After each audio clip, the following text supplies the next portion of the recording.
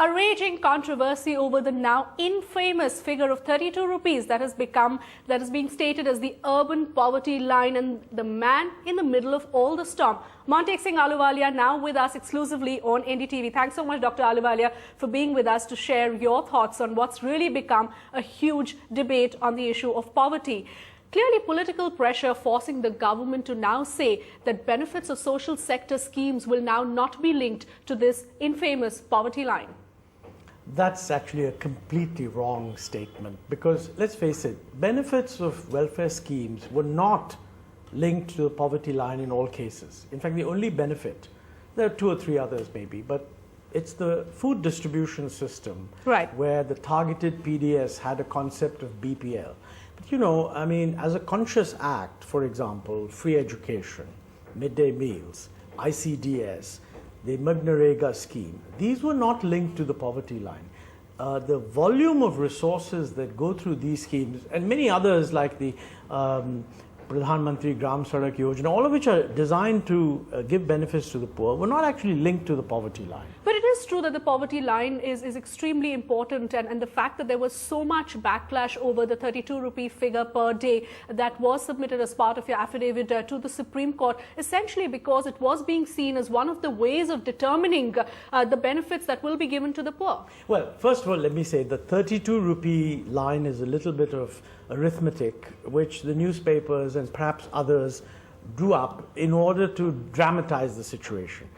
In our affidavit to the Supreme Court, I mean, we were asked by the court, what is the poverty line? Right. And if you update it to June 2011, what does it come to? And what it comes to is, for a family of 5, it's 4,800 rupees per month of expenditure. Now, wait a minute.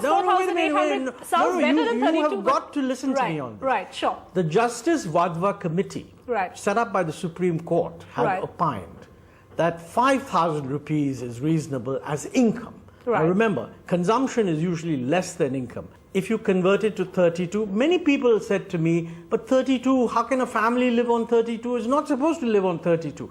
In any case, I would say that even 4,800 is a pretty low level. The second confusion here is the poverty line is not meant to be what you would call a reasonable level of living for the Aam Aadmi. It's really meant to be a rock bottom line. And frankly, it is based on the recommendations of a very, very distinguished committee, which essentially tried to develop a line consistent with the line we've used for the last 20, 30 years. But Dr. Ahluwalia, what led to this huge public outcry was a statement as part of the affidavit which clearly said that it is adequate. Let me explain that. The difference between what you said in the affidavit. You raised the point, let me explain that. Right. We, in the affidavit, in paragraph 4, quoted from the Tendulkar Committee.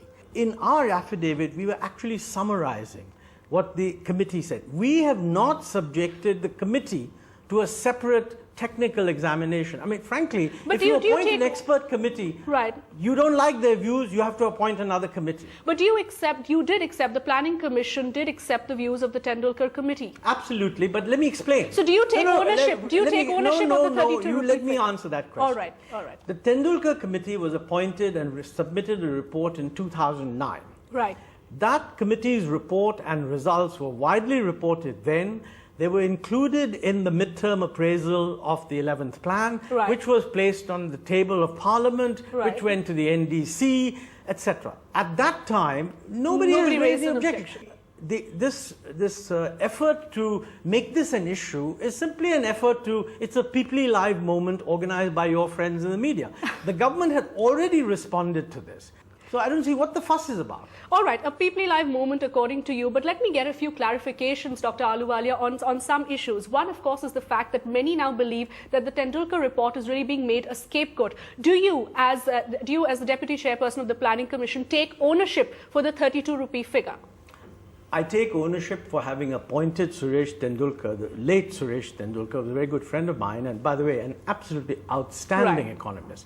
He was asked, please take a look at our poverty line and just tell us whether it should be revised or not. We were never asked, what do you think should the poverty line be today? That's a totally different question. And you disagree with the figure then? If you were asked this question today, that should the poverty line be 4,800 rupees a month or 32 rupees a day? I would then, you disagree with that as the poverty line? You would have to change, you'd have to make up your mind. The poverty line that's been there for 30 years and nobody's complained about it. But would you agree that there was clear political pressure on you, particularly after this affidavit was filed, to go ahead and make a more politically correct statement on the issue? Clearly, an anti-poor image is something that is the last thing that the government wants at this time. Absolutely, but let me tell you something. In a democratic process, whatever you do, people will try to paint you as having an anti-something or the other mood. There was no political pressure on me in the sense that nobody called me up and said, hey, what is this going on? There were talks of Rahul Gandhi having intervened in the matter. Well, I don't believe everything in the newspapers. I can assure you that he didn't speak to me. Right. So I know the newspaper reports have said that. As far as the proposition... He probably spoke to some other members in the Planning Commission. You were traveling. But let me put it this way. A lot of the notion that there was political pressure is based on the assumption that Jairam and I met. This meeting was scheduled before I left. Right. Before this controversy had happened. Okay? But he has expressed reservations about the affidavit. He's on record. Let me explain that. Right. First thing you've got to remember is the Planning Commission was never saying, that food benefits should be limited to those below the poverty line. The Planning Commission had a poverty line, okay? And way back in 2000, that was the basis used to determine the BPL. Right. Okay? Since then, for the last year, the Government of India, including the Planning Commission, has been drafting a new Food Security Act.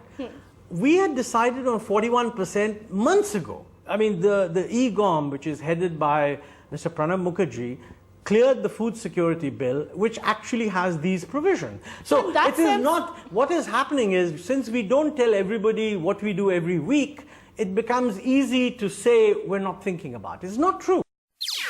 NDTV's cricket app, Android and iPhone, fastest scorecard, special analysis, and much more.